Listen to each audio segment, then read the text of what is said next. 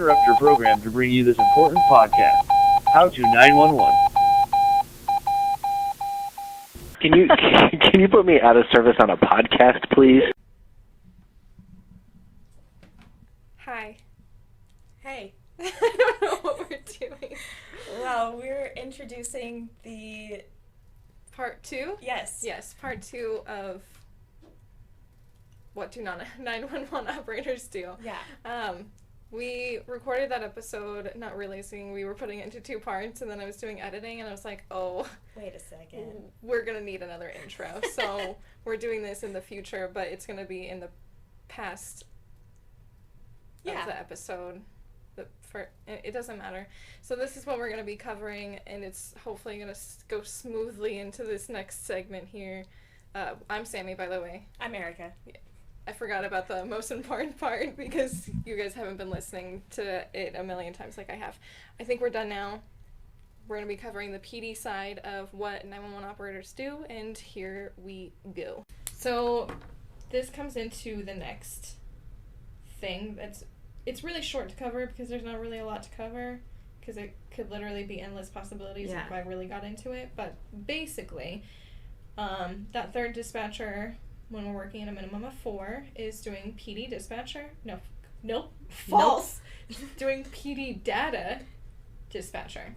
There you go. So that person does is I thought you were going to say something. Oh, no. I was You getting look ready. like... I'm like, do tell. So that's the channel that officers go to when they have questions. When they need us to run something. They need us to run someone. They give us information for another agency that they can't give over the main channel because it's too much to air, you know?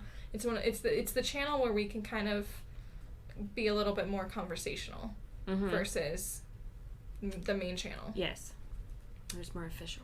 More official. And I do want to make sure that I say this because I feel like we might get a lot of emails about this or questions or people calling and being like, oh, you guys can look me up. Do I have any warrants? We can look you up. I'm not going to unless a police officer tells me because I can get in trouble for that. But I'm not going to tell you have warrants regardless because I can't give that information over the phone. I don't know who you are. I don't know if that's who you say you are. Like, I could tell you right now my best friend's date of birth and her middle name and how to spell her name, and I could find out everything about her. But I'm not going to because, first of all, that's against my job and confidentiality and everything that I signed when I got this job. But, it's not for the public. It's not for the public, basically, because I don't know who you are. I would like to trust everybody that I talk to, but not everybody has pure intent, and I'm sure that you would be more than happy with me not giving you that information than giving it to a stranger, and then, God forbid, what would happen with that. So, just keep that in mind. We're not going to give it to the public, no matter how nicely you ask. Yeah. And then they do backup phones. So that's if there's 3 calls that are coming in, depending on what's going on. As a PD data dispatcher, I'll answer, like, no matter what. Yeah. Like, even if, like, my partners are on a non-emergent, I'll just be like, I'll get it, yeah. Yeah, I'll get it, because, like, I know what's going on. I know if an officer comes up, it's not going to be anything crazy. Right. So that's, like, the room awareness thing that we have. Ooh. Woo! So, yeah, they do backup phones. I feel like they will do a little bit of everything. Like, in this role, you can answer the phones, you can dispatch a medical if your partner's tied up, you can answer your PD dispatcher's traffic if they're tied up on something. So they're the jack of all trades in the center when you're on 3. Right, because it is the radio channel that, you know, it's really hit or miss. It can be slammed or it can be dead depending on what's going on, and I feel like that's how every radio channel is. That's how every role is. Yeah. But I mean, yeah, like you said, they do assist with everything, so it's one of those things where they have to really know what's going on and who they have to help out with, and so that's where teamwork really comes in there. Teamwork. I was also going to say that there's a phone line that officers can call in to get information, because it's officers, they just need information. They need our help. They need our help. They don't like to admit it, but they need our help. And we need their help. Yes. But it works both ways. But they have a specific line that they can call in and speak directly to this dispatcher. So, like, if they know they're about some guy that has a bunch of warrants and they need more clarification, and they're like, I'm not going to do this over the radio, they can just call in. Like, you know, really whatever. They can just say hi. Hey. Yeah, call us and say hi. Police officers. Yes. On the special line. I'm not going to give the number out here. No. Yeah, no. Okay. So then this brings us to literally the best part of the job. It is super fun. I think that we should have had another person in here that doesn't really like PD. Yeah. To give a third opinion. But since there's only two, it's the best. I love my job, don't get me wrong. Yes. But I really love this role. Yes. And we don't work it all the time. We rotate. We rotate. Yes. We make it fair, but like everyone's got their little thing, their favorite, and mine and Erica's just so happened to be PD. Yes. Fun fact, I did not like PD when I started. Really? It scared me so much. Oh my gosh. So I made sure that It is terrifying. It is. When you're first starting, because you never know what you never know what you're going to get the whole time. Phone calls, anything, but on phone calls you know that it's probably going to be bad. I mean, accidents, people who are hurt. Not saying that there's good things that officers call out, but there's so many people that you can talk to, so many moving parts to keep track of. It's a lot. So when I first started, I got scared. So I was like, okay, I'll do phones a lot. And then I made myself do PD so I could not be scared of it. Now I love it. Great story.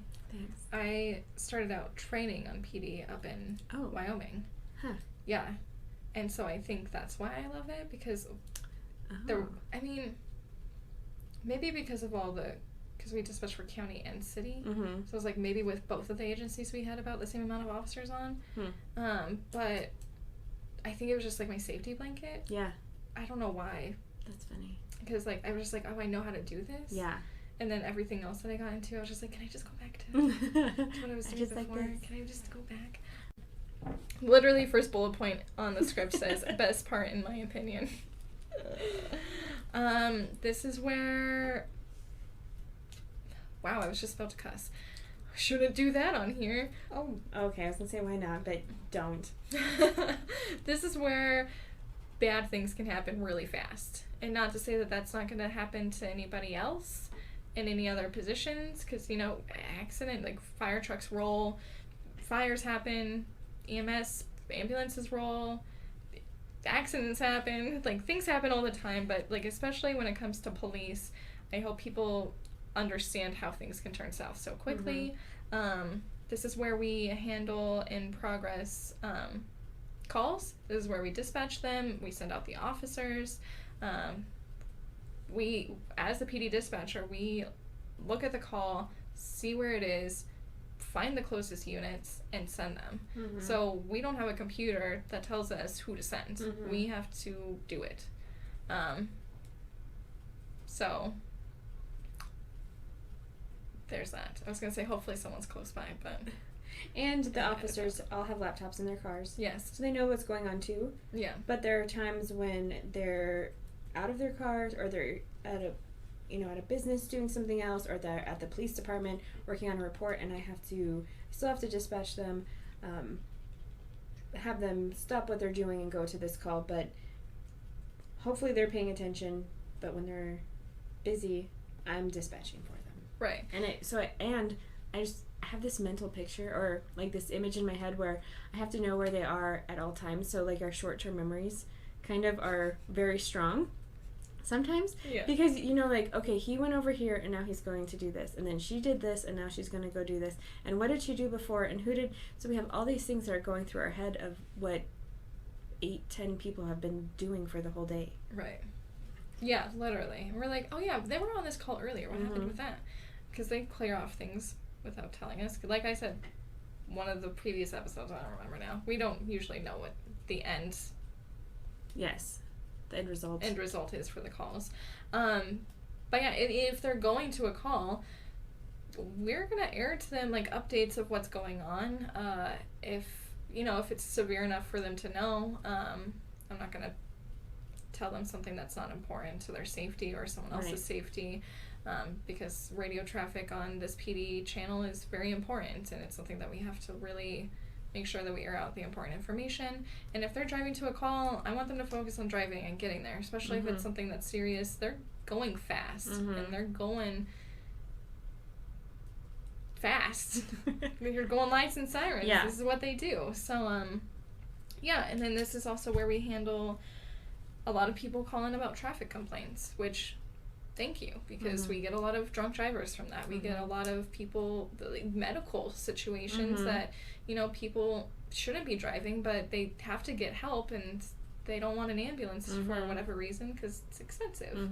And you might have saved their life. You might have saved someone else's life. So please call in traffic complaints if you feel that they're not being safe. Then this is where we air those to officers in the area, and officers will pick it up, or if they're not close, they won't pick it up. It's one of those things that just happens. This is where officers also do traffic stops, and traffic stops terrify me. Do tell. I'm going to tell you. Just you wait. Okay. Waiting here. We've had a situation for a traffic stop where an officer got shot. He's alive. Thank you for asking. So traffic stops just freak me out because you don't know what's going to happen. For calls that come in for any type of situation, we can get a basic general idea of what's going on, who's involved, are there weapons, like what's going on. But a traffic stop, it's usually one officer that's going at first, because they don't travel around in packs. Be kind of weird. Really scary. We don't have any, we're not big like Los Angeles where they have 2-man cars or anything. Right. I mean, the only reason why we would have a 2-man car is if they're training. Right. So there's a tidbit for you. But traffic stops are terrifying, and I'm going to give you statistics. Okay. To support why I feel like traffic stops are terrifying. Yeah. Also as to why this PD channel deserves our 100% attention. Okay. 99% attention. Never mind. Whatever percent attention you want to give it. So according to Cleveland.com, which is northeastern Ohio, they have an article that they posted July 29th of 2016 and updated on January 11th of 2019. So it's fairly recent, fairly new, and I'm going to link this to the description of the episode so you guys can check it out yourself and dive into it if you have more questions or if you don't believe what I'm saying is true. Hopefully they don't edit this by the time I post it. Just be really do awkward. Another check. Right. Do one more check before I post this episode. So I'm going to try not to sound robotic as I'm reading this out loud. I'm going to try real hard. So out of 684 nationwide deaths, wow, I already messed this up. Hold on. I wrote percentages next to the script and not the bullet points. Okay, take 2. Out of the 684 nationwide deaths that were examined for police officers nationwide, 272 were traffic related. And 272 out of 684 is 40%. That's almost half of the officers that died in the line of duty were traffic related. And these include officers that were killed in automobile crashes, motorcycle crashes, and incidents where they were struck by vehicles. So what circumstances would they be out of their vehicle? Motor vehicle accidents, they handle those, and they're not always out of the roadway. They try to block the road as the best as they can. But, in bad weather conditions, you can't always predict what's going to happen. Or not bad weather conditions, someone could just... not be paying attention. You always hear about the troopers that get hit by a car because they're doing a traffic stop, and breaks my heart. Everything breaks my heart. I'm a sensitive person. Motorcycle crashes, motorcycle officers, they terrify me because they're motorcycles. Motorcyclists in general are just less protected than anyone in a vehicle, and it's scary to think of one of our officers on a motorcycle going super fast to report to an accident or whatever they're going to, and they get hit by a vehicle because they're in a smaller vehicle. They're not as easily seen. Who knows? But there's that. And then the highest number of deaths, 134. That doesn't make any sense. The next highest? Well, I'm going to learn how to read. The next highest number of deaths, 134, occurred when officers were shot in unprovoked ambushes while performing tactical operations, serving warrants, and conducting follow-up investigative work. So that's like tactical operations would be like SWAT, or just tactical if you don't have a SWAT team, or if it's in the middle of the night and you're like, do we really need SWAT out here? Maybe we can try to figure it out ourselves. You don't know what you're into. Tactical is whatever police want to classify that as. I'm not going to classify it for them because I don't know their job.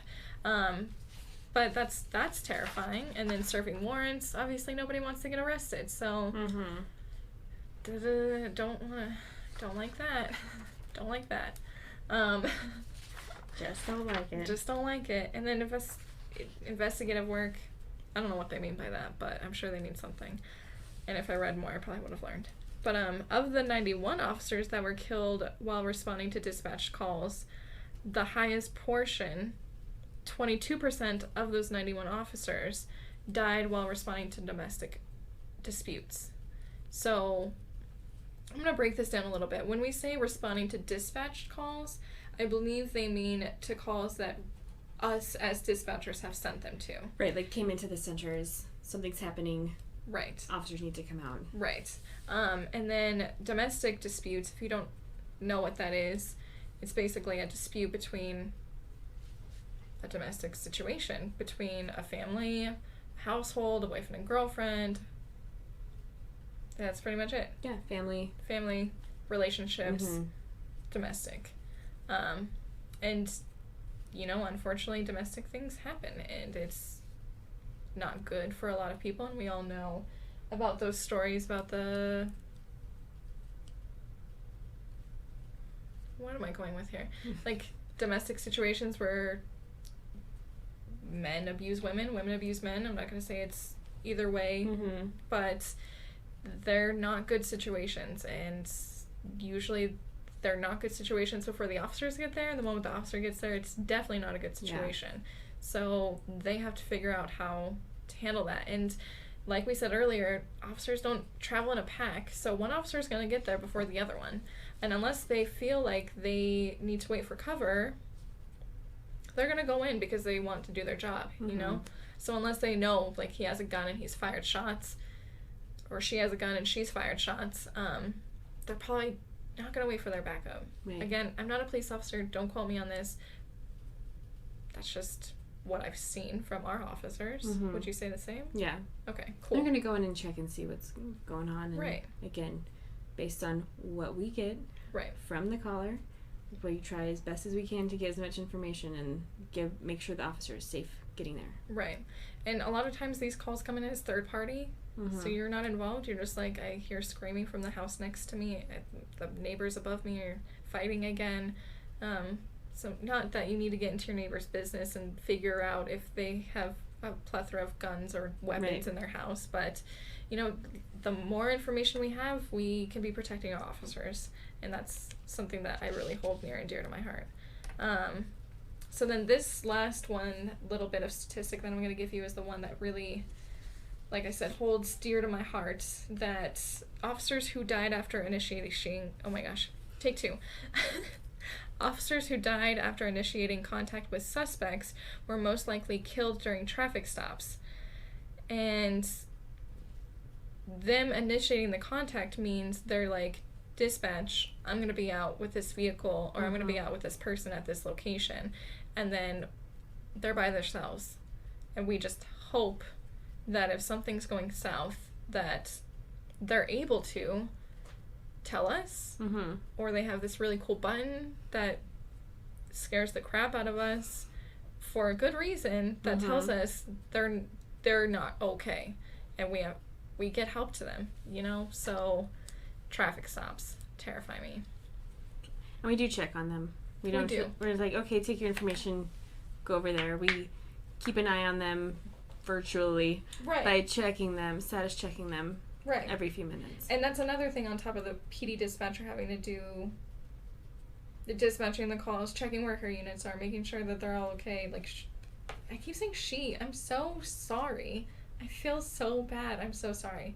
Please don't hate me. They have to make sure you're okay. We have times that we have to make sure we follow up with you. Mm-hmm. And it's not just because we're forced to do it. It's because we genuinely want to do it. When there's times that I feel like I'm anxious. I'm just like, it's been 2 seconds. Are they okay? Are they okay? Yeah. You okay now? You okay now? Are you okay now? I mean, I statused an officer last night for an incident, and he wasn't able to tell me, but thankfully there was an officer that was with him, and he's just like, I have an eye on them. They're fine. Good. So it's one of those things where you start to have a little panic, and then someone else comes up, and they're like, they're fine. Thank you.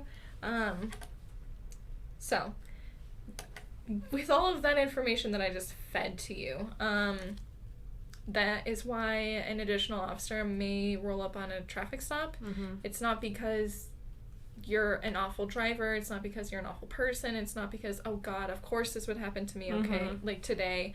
It's because it's for their safety. It's for your safety, because if there's more than one officer, there's more of a chance of somebody seeing what's going on and not crashing into you. Just really a huge reasons. Yeah.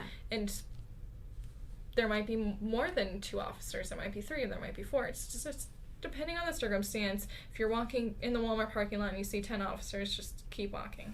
Just keep walking. You're fine. Plotting the disaster. I talk with my hands. Apparently, yes. Apparently. Woo! And like I said before, things just change so quickly that we like to keep updated on things. And then new things happen all the time. Like, we can run into a circumstance tomorrow, God forbid, that we've never encountered before. We didn't even have a plan for. Yeah. Didn't think it could ever happen. And we would try to figure it out to the best that we can. You know, I mean, that happened to me last night. I was just, I don't know what's going on. But we figured it out. Again, I've been here for 1.5 years. Figured it out. But we will cover how incidents like Columbine and like the Aurora Theater shooting have changed the way that we handle calls, have paved policies and procedures for things for that to happen. Like, I can't tell you, probably once a month I read our active shooter policy, because I'm so proud of you. I know, right? It's one of those things that I'm just like, it's something that I know when it happens. It's something, if it happens, it's something that I know I want to be prepared for, and if it happens, it's going to be something that's going to, like, shock me to my core, so I have to be prepared for it. Yes, and this is a fantastic example of what a 911 dispatcher should do if you are not sure of something, if you're worried that something might happen, if it's been a bit since you read policies. Read your policy, go over it, play the what if game. What if this happened right now? What if so-and-so said this on a traffic stop? What would I do? When I was younger in this job, and I should still do it now, cardiac events, like people who called and said their loved ones are not conscious, not breathing, and I'm sure you'll talk about what we call that in another episode. Right.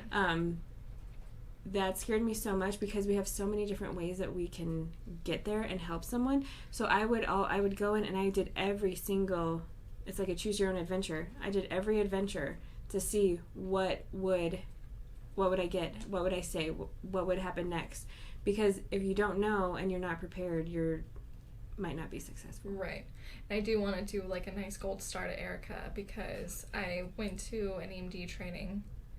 You guys don't know what EMD is. I went to a training for the system that we use for our medical dispatching, and they played a recording of a call that Erica took, and we were supposed to follow along. Oh, wow. And I only knew it was Erica because I worked with her, and I still do. I keep saying things in past tense. And you're like, hey, I know that 12-year-old. I worked with her. And the call that came in, it was one of those things, like, not I'm not going to give the circumstance because I don't know about confidentiality things, but like basically not breathing, not a good situation, and how she did it. I'm talking about you like you're not here. How Erica did this, I was still at step 1. I was just like, what do I do? And by the time, like within not even seconds, like moments, Erica's like on the right step, and then they pause it and they're like, where are you guys at? And we're like, what's the phone number you're calling? Right. So it's like one of those things where it's good to be super prepared, and that's what we like to do. Yeah. So cool. Yes. Tangent. PD channel is the number 1 priority. Because of those circumstances that I listed above, and that's also because of them not taking phone lines unless it's an emergency. Right? Yeah. It's just such a, like I had said before, everything can change in an instant with them on the street, doing things, contacting people live, in person, all the time. We really want to give it all our attention. Not to say that we're not giving the attention to our medics and our firefighters when they're out on calls. Their job is a different role. People may see them more as a helper role, and they're willing to talk with them, and sometimes, officers pull you over for a not good reason. Right. Not because, unfortunately, because you did a really great 3-second stop at the stop sign. Maybe you did a roll through and you should wait a little bit longer. So right. Just a different feeling. Right. No, definitely. And like firefighters aren't out there in the fire truck like looking for fires. Right. So pulling people over who have fires in their car. Right. Yeah, that's not how it works. And like Erica said, there's a lot of people that just aren't happy to see police. That's just how it is. Yeah. I mean, it still makes me nervous. Yeah. Yeah. When it's not like the officers that we work with, because like I don't know those guys, but I mean like I know them. Yeah. I dispatch for them. But right. If I were like in another city and I saw an officer, I'd be like, oh no, what did I do? Right. Oh no, what did I do? And we don't want to have that stigma with the officers too. It should be like, oh cool, what are they up to? But you don't want to be nosy and see what they're up to, because then you're interfering and could get detained. My tangent, or edit this out, as I don't want people to be like, oh, officers are bad. Oh yeah, no, definitely not. I literally, this is gonna sound so weird, I love each one of our officers. I'm not in love with them, I just love them. Like, I know that if I were in a situation in Loveland, not to say that this isn't the same for officers everywhere else, I know these guys and gals, and if I were in a situation, I feel totally safe knowing that they're protecting us. Yes. Yeah. 100%. Especially when we send them on calls, I'm just like, yes, they are prepared, they're trained, they know how to do this. Mm-hmm. And I think of them as family. I may not know each and every one of them, but I want every single, and fire and EMS too, I want everyone to get home safe at the end of the day. Right. 100%. So yeah, going back to the radio traffic thing versus phones, we're passionate about the people that we care for, that we dispatch for every day. We care so much about them. You know, some of them become friends after we've been here for a while. Wow, I don't know why my voice just cracked. I'm choked up. I love them so much. You know, so we just want to make sure that they get home okay. We want to make sure that your loved ones get home okay. Mm-hmm. So be patient with us. We're doing what we're doing for a reason. Mm-hmm. And I just want to end this. This is definitely going to be a 2-parter. Yep. Oh, yep. I love my job. That's it. Ditto. I love my job. Love my job. I love my job. Okay, thanks guys for listening. Don't forget to subscribe, like I will tell you every single episode. Again, like and follow us on Facebook at Loveland Emergency Communications Center. And next time we will have one more important topic that goes into depth about jurisdiction when it comes to calling 911 for the Loveland area. And this is important, especially for Wow, I used the right term when I was making the script, but I had no idea what urban meant 10 minutes ago. Well, good. Dang it, that's so annoying. For more populated urban areas or suburban areas, things can get really tricky. There's county pockets, there's jurisdictional... Don't get too much you know sneak peek for next time. Yeah, sorry. Come sneak back peek. and hear all about it. We're going to break it down as much as we can. Until then, know where you are, know your phone number, and tell us exactly what happened.